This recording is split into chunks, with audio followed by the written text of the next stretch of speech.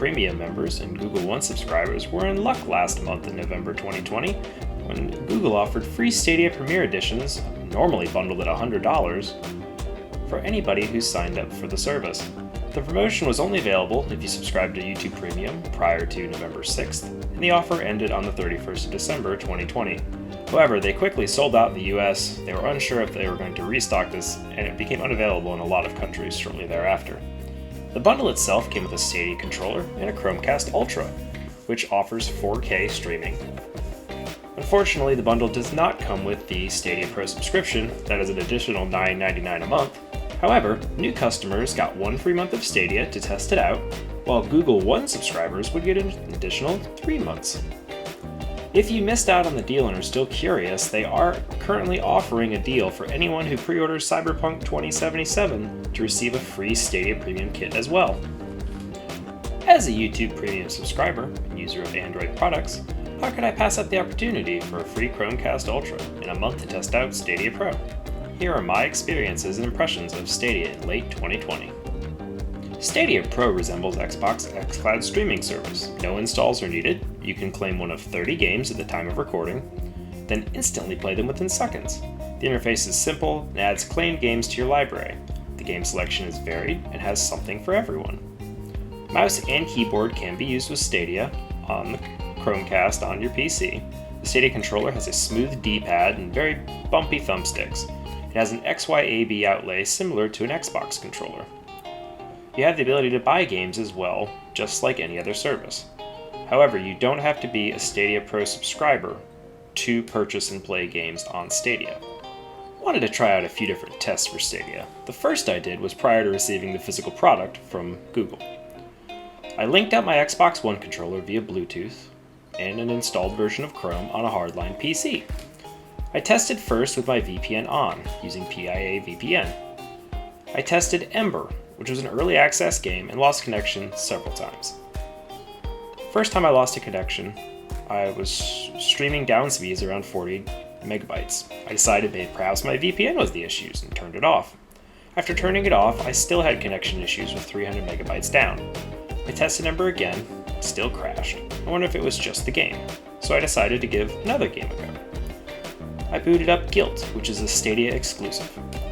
I played with no interruptions for 15 minutes. The game was fun, ran smoothly, I noticed no noticeable lag, so I decided to try something a little more robust. I booted up Destiny 2. I had played Destiny 2 back on Xbox One around the launch of the game for a considerable amount of time, leveling up 2 characters to fairly high levels, and I figured I would go ahead and import all of them. Bungie offers cross-progression feature, which is very impressive, and allowed me to import my characters that I had played all that time ago. The game ran smoothly with little to no noticeable lag. The second test I performed involved my Stadia controller and using Chrome on my PC. The Stadia controller would not sync up to Chrome via keys. I did have to hardline it via the USB-C cable, which it recognized instantly using this method. I tried playing Dead by Daylight with a speed of 200 megabytes down and 200 megabytes up. Getting a friend to join was rather difficult. We both sent invites and just couldn't seem to find each other in Stadia. It came to find out that my friend had set her options privacy to be only viewable by people who were her friends, which not having any was rather difficult. After fixing that setting in the Stadia main menu, she was able to join me as a friend. Unfortunately, we both had game crashes while playing, kicking us back to the home screen. The matchmaking was another issue we had. It took up to 5 minutes to find a match, and the load times were rather long. Ultimately, I have figured out that multiplayer games on Stadia leave a lot to be desired. Matchmaking is difficult, it takes a long time, and finding a match can simply be very hard, most likely due to the low player base.